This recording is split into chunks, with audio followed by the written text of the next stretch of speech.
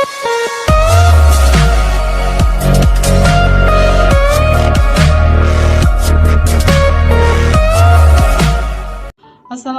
warahmatullahi wabarakatuh. Halo anak-anak, berjumpa lagi dengan Bu Tia.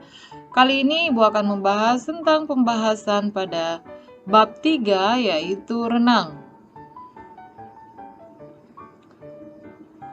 KD 3.8, memahami gerak dasar satu gaya renang. Tujuan pembelajaran, memahami gerak dasar satu gaya renang.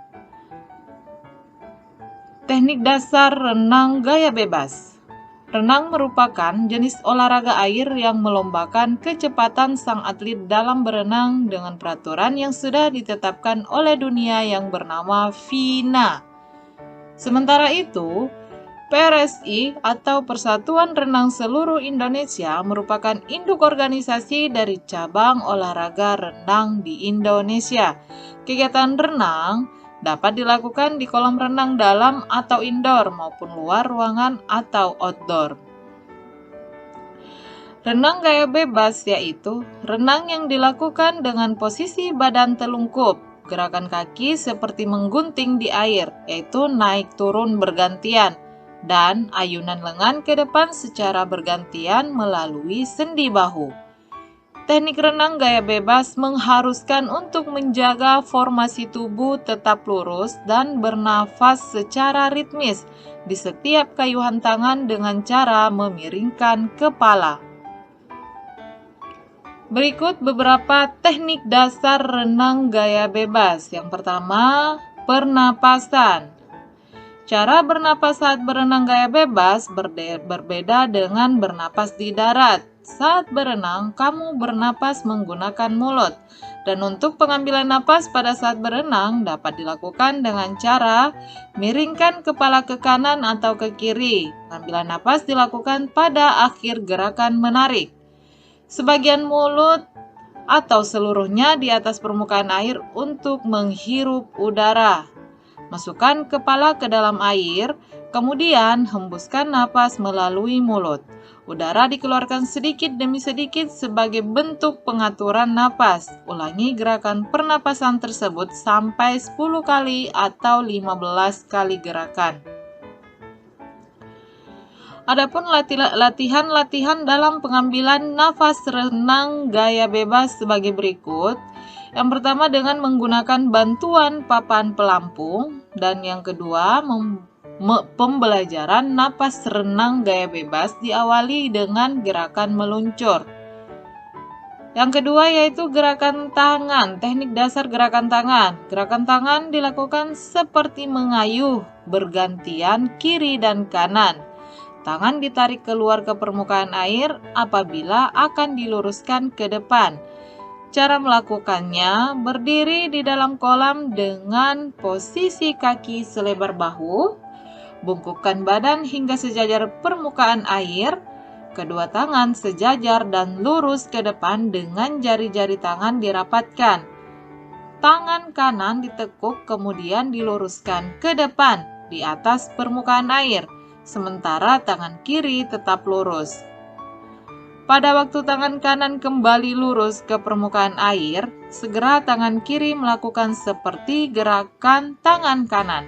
Lakukan gerakan ini bergantian dan berulang-ulang. Yang ketiga, teknik dasar gerakan kaki. Gerakan kaki dalam renang gaya bebas yaitu naik dan turun.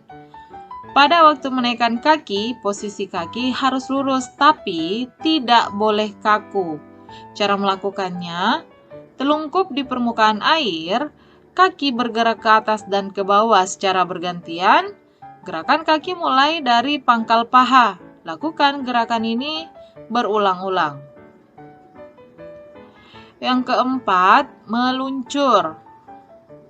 Meluncur merupakan gerakan tubuh secara horizontal di bawah permukaan air. Cara melakukannya, berdiri tegak dengan salah satu kaki ditekuk dan menempel pada dinding kolam. Meluncur dengan cara melakukan tolakan oleh kaki yang menempel ke dinding dengan meluruskan kedua tangan dan jari-jari tangan rapat. Saat meluncur, posisi kaki, badan, kepala, dan tangan lurus. Selain itu, meluncur juga dapat dilakukan dengan menggunakan bantuan benda, misalnya papan luncur. Cara melakukannya yaitu berdiri sambil memegang papan di depan, ambil posisi meluncur dengan menempelkan satu kaki ke dinding kolam.